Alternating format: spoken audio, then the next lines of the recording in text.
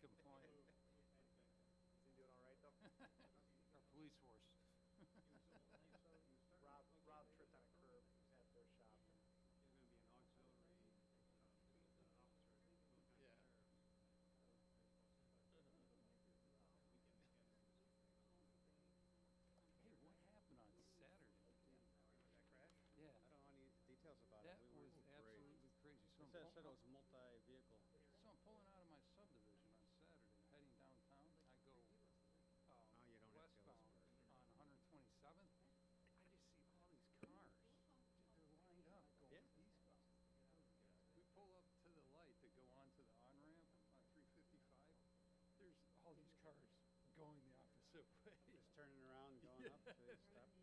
They were going northbound on 355. They was basically shut off at the bridge, and all these cars were just But I don't have turning 2017 around. because nobody has. They don't their have office up there. anywhere the volume of crashes don't on either. So it's just 355, kind of they go on 55, but when Yes, they have them. I'm sorry. I just did it really, really quick flying. yesterday. Oh yeah, now it's 7. Yeah, when they get them, So it looks that like, one, look how good we are.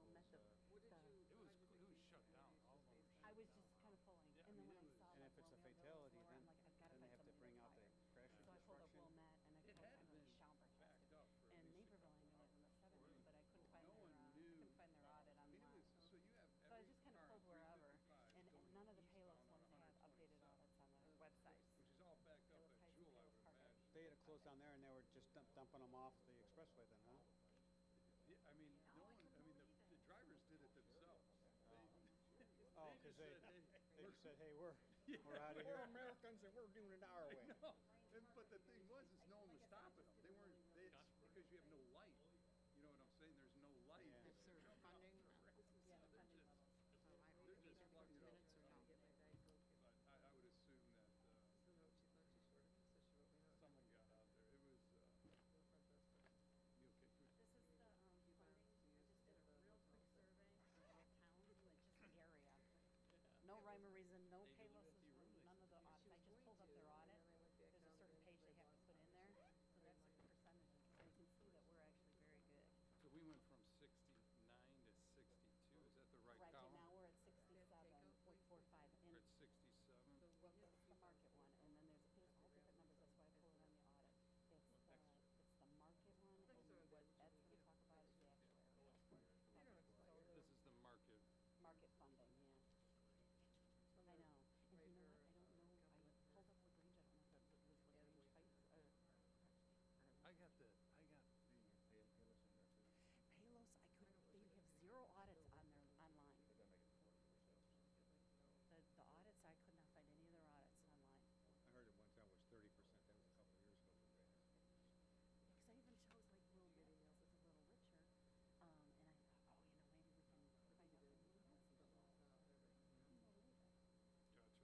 Gotcha. So, Okay. What is so just an FYI, nothing. I just got a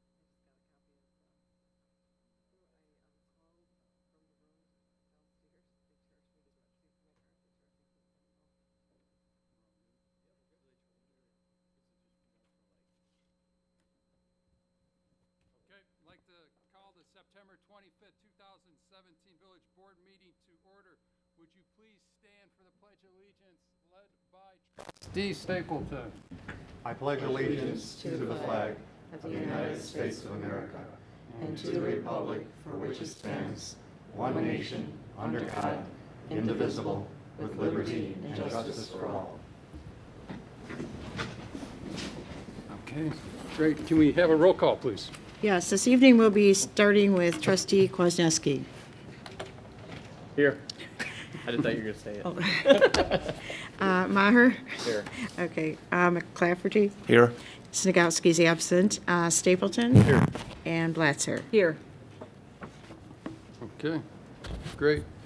Next up, the consent agenda. First off, the approval of minutes for the September 11th, 2017 Village Board meeting minutes. Next up, looking for consent on the approval of disbursements. In addition, a resolution appointing Kay Argo as Illinois Municipal Retirement Fund authorized agent for the Village of Lamont. It's a handful. and a resolution appointing Kay Argo delegate to the Intergovernmental Risk Agency. I need approval for the consent agenda. So moved. Second. All right, motion by trustee Maher, seconded by trustee Kwasniewski. Any questions? All right, roll call, please. Okay, Kwasniewski. Yes. Maher. Yes. McClafferty. Yes. Sniegoski's absent. Stapleton. Yes. And Blatzer. Yes. Okay, great. Motion approved. Next up, the mayor's report. First item, we're going to cover the police pension compliance report. Chris, do you want to start us off? Okay, thank you, Mayor. So we have, tonight, we have Ed Mansell, who's the president of the Police Pension Fund.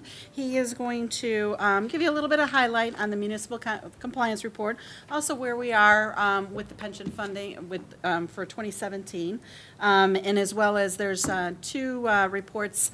One of them is the tax levy for the next year. We're 1 month a little bit earlier than last year, but based on what the report and based on what the board directs us, if you approve it, I'll put that in my tax levy calculation for the next year. And then as well, he will be just kind of like I said, highlighting the fund and where we stand. And we had an excellent year, so very good news. Good evening, Your Honor, trustees, staff. My name is Ed Mansell, as Chris said. The Lamont Police Pension Fund is a fund that is independent of any other pension fund, state, federal, county. It's on its own. It's funded by the officers putting in almost 10% of their salary every pay period by monthly contributions from the village and a yearly requested tax levy to fund the unfunded liability as prescribed by law and return on our investments naturally.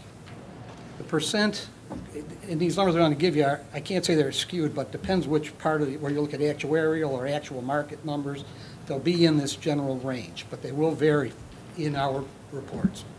The percent currently funded according to the minimum state requirements based on the actuarial value of the assets is approximately 75%. This is based on being 90% funded by 2040 with an expected rate of return on investments at 6.75. That's what's the minimum prescribed by law. We have an investment policy which requires us to be 100% funded by 2040 with an expected rate of return on our investments at 7%. As you can see, our investment policy is more aggressive than the state required minimum, so based on our actuarial valuations of our assets and our current investment policy, we show the fund being approximately 69% funded.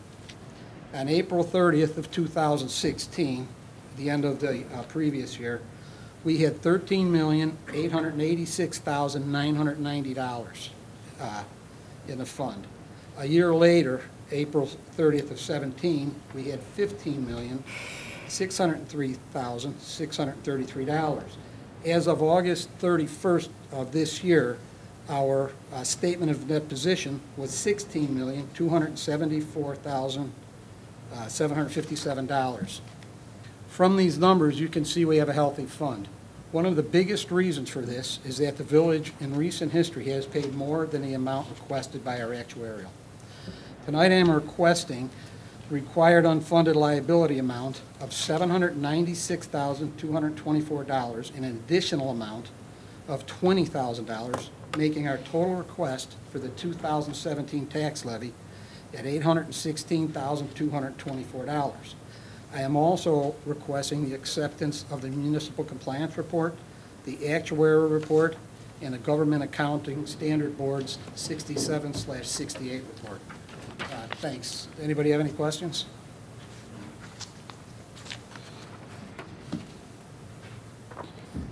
Yeah, Ed, just real quick, just to repeat what you said. So as of this last fiscal year, or going into the next, I should say, what is our percentage that we are funded? 69? About 69, that's based on the actuarial numbers, okay? There's going to be some different numbers that will show up, like Chris actually has market value numbers that were lower. Chris? Yeah, so on page, and I don't know what page it is on the agenda, but on page 14 of one of the reports, you know, they state percent funded, they have an actuarial value of the investments and market value. For us, for finance in the governmental accounting, in our audit, we have to put the market value. So a lot of information that I give you is the market value, because that's what I present to the bond rating agencies, and that's how I tie, because everything's in there in the audit. But what Ed has, that's the actuarial, and the actuarial is 68.54, which is 69%, and we have it at 67.45, which is, you know, so that's kind of where we have it on that portion. I know it's confusing, but that's, and then like what Ed had said, when the state does their numbers, and very few when I looked at it, because none of the rating agencies really want you to go with the state assumptions, because they don't want you to be only 90% funded. They always want you to be 100% funded. So, but when the state does, well, yeah, we're really, really high funded, because we're at 75%, because their assumptions are different than ours. Mm-hmm. We want to be 100% funded. And where do we fit relative to just like neighboring communities? Well, I did it, and we're higher. We're the neighboring communities, they hover around 50%. Some of them are even as low as 30%. You know, in the city of Chicago, the state, they're all in the 20s to 30%. So we are hovering a lot. We're hovering. We're better, because we're fiscally responsible, and the board has been wonderful in doing the recommended contributions. We've always always given what the board has asked, and in the last several years with Ed, the board's given a little bit more for administration expenses, because you don't want to give your money and then have administration expenses kind of go into from what you should be levying for. So we are higher. We're like I said, most communities in the area are around 50%. Some of them hover around 60. But yeah, we are higher than a lot of the communities. Gotcha. And I know, like, I think there was a Wall Street report out a couple years ago. You know, of course, Illinois is the bottom or second to last, and a lot of other states, the better funded states, were in the 80 to 90%, if not 100%. 100% probably does not make sense from a use of cash standpoint. But it sounds like we're far and above at least neighboring communities, and far and above the state as far as an average. Is that Yes, and it's a lot has to do, and that's why, some of the IMRF, the other pension funds, because there was a mandatory funding. And like I said, the board has been, Lamont has been wonderful in funding what the requirement has been, versus other communities have said, you know what, we're in a bad situation now, economy's bad, we're not going to fund you. Lamont has not done that. Lamont has contributed over the last 17 years. Since Ed's been around with that, have contributed what they needed to contribute. And that additional $20,000 is that what, I mean, obviously it's based on the investment assumptions, right? If we project 7%, we hit 7%, that extra $20,000, is that what's going to take us from 69% to 100% by the year 2040? No, it's really just to cover extra expenses, as Chris is saying. We have accounting that we have to pay for, so we're trying to take that out of the fund. That was really one of the reasons for it. I'm not opposed, as I've asked every year, if you want to give us more than 20, that'd be great. The more money we put in there early, which the village has done fantastically in the way of given what we're asking for. We are, I think Chris is being conservative. I think we're almost the top on that list, aren't we, for everybody? Neighboring Yes, communities? yeah. I believe Yeah, we could be are. the top on the Yes. list. Yeah. And some of those numbers, our fiscal year ends on April 31st. A lot of these other numbers would have ended, some have a December 31st year end.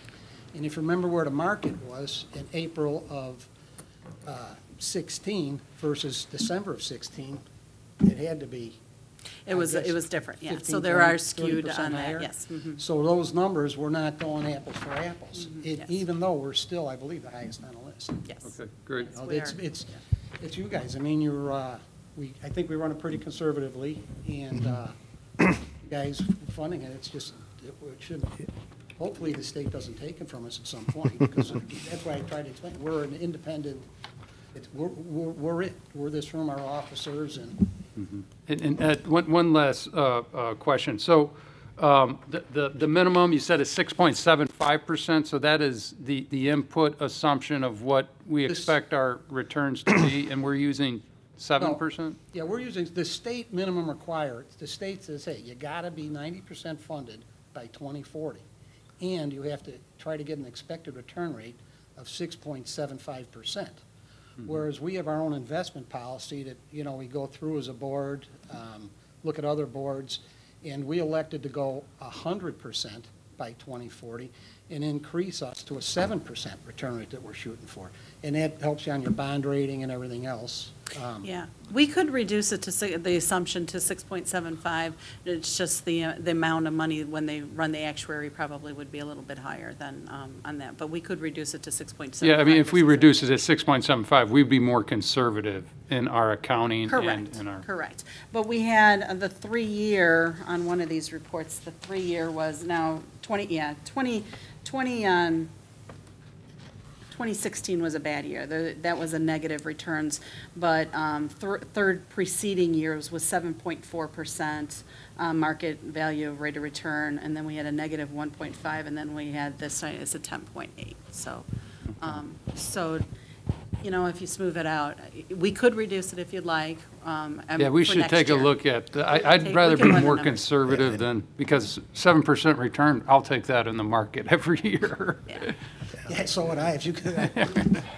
Yeah, for the next tax levy year before they run the Yeah, reports, we let's can just have them run it both take a ways. look at what that is, just so we're more conservative. Because when we do our investment policy, we present it to you for review too. Yes, we and, do. It was agreed upon when we put it, I think it was probably only, not even a year ago, was it, we redid it? Could it be January? We decided, we looked at it again, we decided not It to was change not it. to change it But 'cause it several was- years ago, I think we had it at 7.5, few and we years. reduced it when I came, we reduced Right. it to 7. Mhm. Okay. So that's changeable, and that's our expected, that's just gonna change the number. It's not gonna change the amount of money in our fund, and that's the most important thing. Right, it changes. Because that's gonna build yeah, compound and everything else. This is more yeah. depending on which number we look at. But if we put the money in there, it'll just keep growing and compounding, and that's what's really happened. I think when I got on this board, it was like $2.5 or $3 million, you know.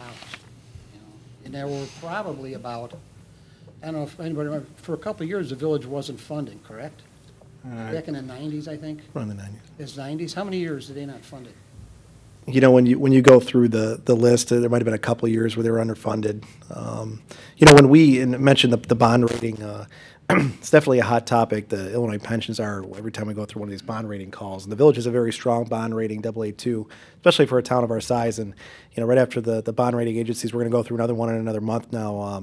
You know, after they talk about the fact that we're in the state of Illinois and the negative we have there, they immediately go to pensions. And the fact that we've been overfunding our pension is a huge plus for us. And we'll continue to do so with the board's support because it does make a very good impression on the bond rating agencies. And one item that they did mention last time we went through a call was the assumptions maybe a little bit too high. So I think if we mention that during our bond rating call this year, that we are going to peel that back a little bit, still continue to fund it, I think we should be in good shape going forward with the rating agencies and the fund.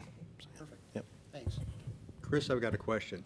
Once the pension becomes 100% funded, would our yearly contributions drop significantly?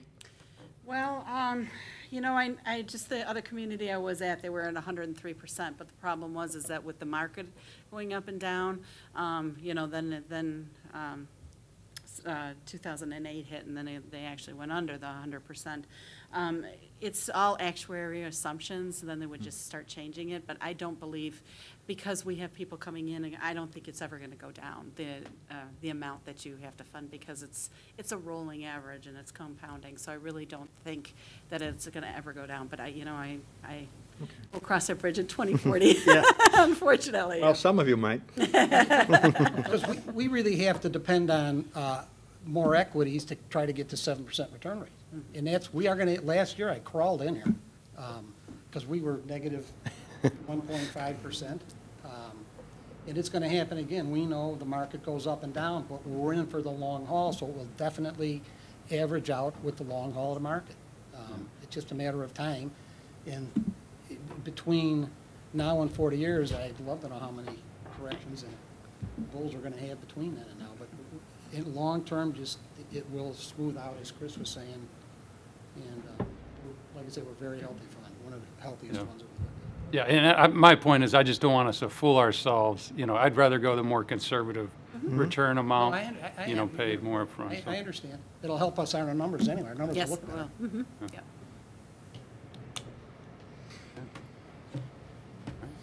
All good? All right.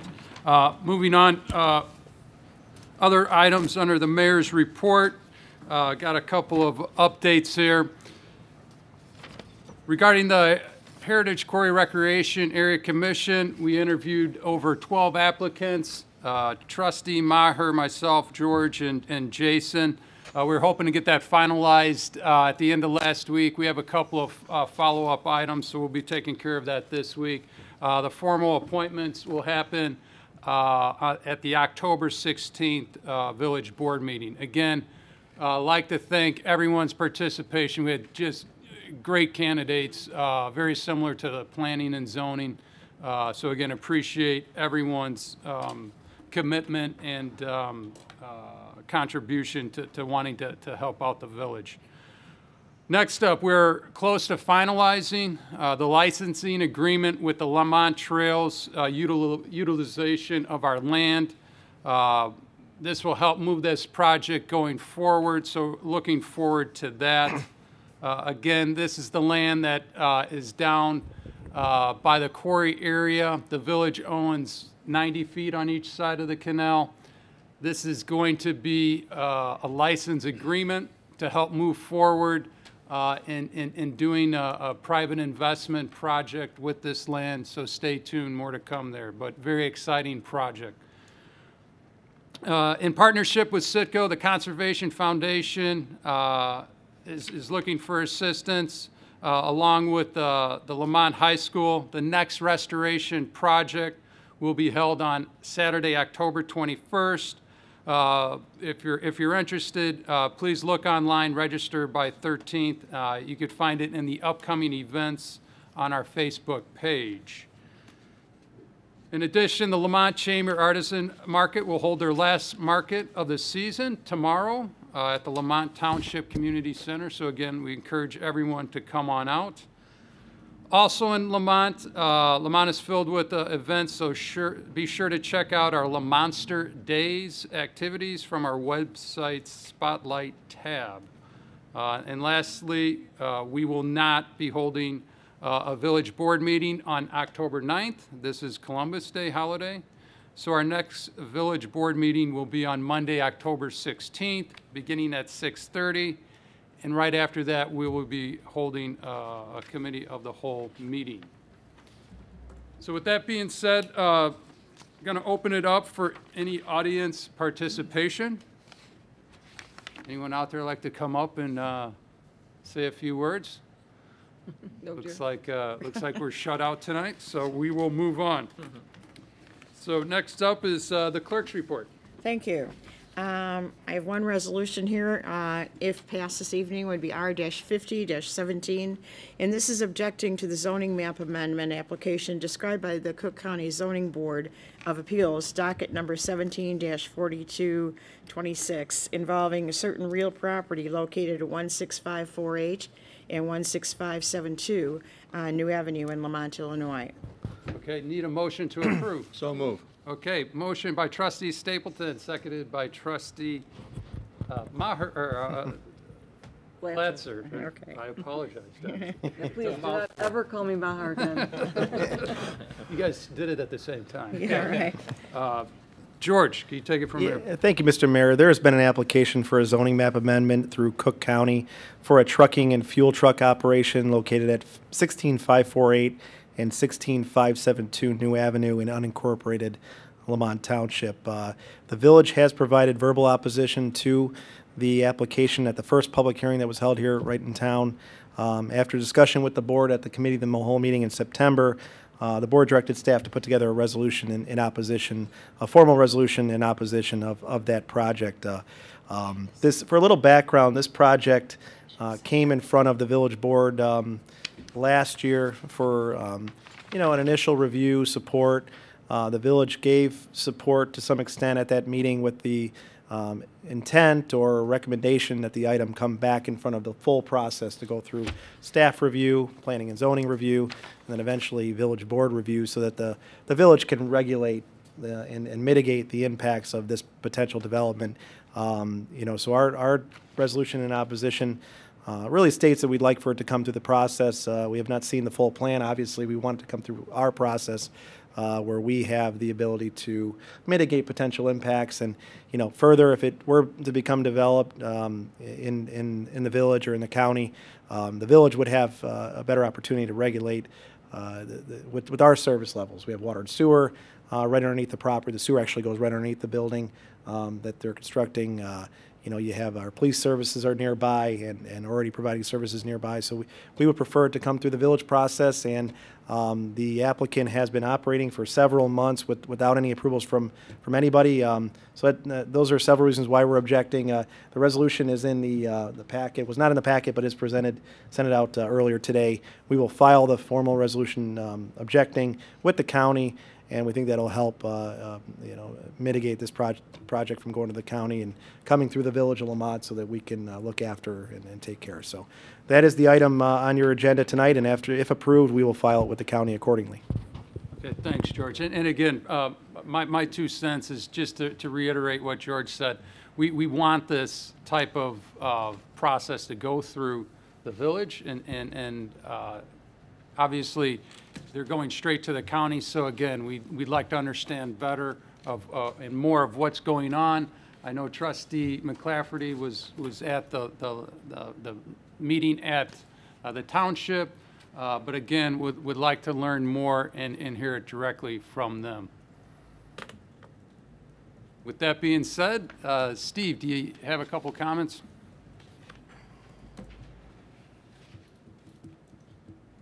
Yes, thank you, Mayor and Board. We heard the appellant or the applicant at the Cook County Zoning and Planning Board meeting describe the great extent of which he has to change that property in order to operate this business. And to be honest with you, from a township perspective, it was quite shocking to hear the extent that this business has to be regulated and the potential impact this kind of business has on residents in unincorporated areas of Lamont Township. It just doesn't, this kind of business just doesn't fit next to residential areas. And most importantly, over a year he's been operating without proper permits on a residential area and running a commercial operation. So for a year, we've been trying to get this addressed through Cook County. I'm not going to go through the whole thing, but I commend the board for considering this. The township will consider a similar resolution with additional information that we'll provide to the Zoning and Planning Board for Cook County, objecting to this development. And so I thank you for doing that. If anybody has any questions, we've contacted through the township office all the residents in the area affected and have wanted them to make sure they were informed. If anybody else in town is interested in learning more about this, call the township office and we'll be happy to fill you in on that. But thank you for considering this. The township is right with you as far as objecting to this development, and we'll certainly work in partnership in any way we can to make sure that our residents are protected, because right now they're not. So thank you very much, and I hope you pass this, and we will consider a similar resolution on the 10th of October at the Township Board meeting. Again, if anybody wants more information, come to that meeting and you'll learn all about it. Thank you, guys. Thanks, Steve. Any other questions or comments? Okay. Can we have a roll call, please? Kwasniewski? Yes. Maher? Yes. McClafferty? Yes. Stigowski absent. Stapleton? Yes. Blatzer? Yes. Okay, motion approved. And there is another resolution. I should have said the first one, not the only one. This is the last one, though. R-51-17, and this is authorizing the order, removal, and installation of emergency equipment for police vehicles. Okay, great. Need a motion to approve. So moved. Okay, motion by Trustee Blatzer, seconded by Trustee Kwasniewski. Chief. Thank you, Mr. Mayor. As part of the multi-year capital plan and the fleet plan, the police department is rotating aging and high-mileage vehicles from our fleet. In May, the village board approved the purchase of 5 vehicles. They are coming in tomorrow. What we were requesting tonight is authority to expend already budgeted funding to have the equipment removed from the 5 trade-in vehicles, to install it in the new vehicles, and also for the graphics to stripe the 4 police marked vehicles. Emerging Vehicle Technologies is our historical vendor for that work. They understand what our fleet package is, and will be performing the service. Their quoted price for the 5 vehicle installs and tear-outs is $41,805.90. Car Reflections is our vendor for the graphics to do the 4 patrol vehicles at $3,940. Okay, great. Chief, one quick question. What is the makeup of the 41,000? Obviously, that's 4 vehicles. Is that correct? It's the labor cost of the work for tearing out and replacing, purchase of lights, sirens, cages in the back, and it's historically been at about this range. We are about in the last year of trading in vehicles that aren't the same as the vehicles we're purchasing, so all that equipment couldn't be reused. In the future, I'm looking for that price tag to go down as we're able to reuse some of the equipment from one Ford Explorer into another Ford Explorer. Gotcha. Okay. Any other? It's traditionally been going about $9,000 a vehicle. Oh. Okay. Any questions? Roll call. Kwasniewski. Yes. Maher. Yes. McClafferty. Yes. Snagowski absent. Stapleton. Yes. Blatzer. Yes. Okay, motion approved. Thank you. That's all I have. All right, great. For real. Okay, next up, village attorney report. So we're report in executive session, Mr. Mayor. Okay, great, thanks. Village administrator report, George. Thank you, Mr. Mayor. A couple of quick items. I've received several phone calls and emails from residents regarding an application through DuPage County, unincorporated DuPage County, for a asphalt batching plant to be located at 9900 South Route 83 in unincorporated DuPage County. Lorig Construction. So there have been several public hearings regarding this project, and I just wanted to relay to the residents that the village, from a staff level, has objected. I think we talked to a couple trustees back in April or May when this was coming through the process. We have objected due to the location to our corridor on 83 in Maine. The unsightliness of an asphalt plant, the potential odors, potential traffic. So from a staff level, we have objected, but it's going through the process. They're anticipating another 3 or 4 public hearings if the residents are interested. The September public hearing that was scheduled for the 28th has been delayed or continued till November. So we will have time. In fact, we're going to bring this up in October from the board if the village board chooses to pass a formal resolution in opposition to send to DuPage County. Like I said, that more than likely will not be acted upon until after the new year from the planning and zoning level, and then it'll go to the full board. But just wanted to update the community that there is no hearing in September. We will keep the community updated on when that hearing is going to be. And in October at our committee meeting, we'll discuss it from a village board standpoint. And if there's support to approve a resolution, we'll bring that to the board in October 23rd for formal objection to that potential development. So I'll have more information in October, but just want to let everybody know there is no hearing in September, and the village has already objected to that from a staff level. Yeah, and I'm sorry. When it's brought to us, please have a map showing exactly where it goes. Yeah, it's a little bit further north of the canal on the west side of the road, but we'll have that map for you. The other towns have objected. We're not the only ones. I just talked to the village administrator for Burr Ridge. They objected through resolution, so I have a copy of their resolution. We have more than enough time as both sides, the petitioner and the county, have agreed to terms on continuing the public hearing. Tremendous amount of testimony already. From a resident standpoint, I think the village's opposition will be enough. If you don't want to spend your time up in DuPage County, you have to go all the way up to Wheaton and to their public hearing location.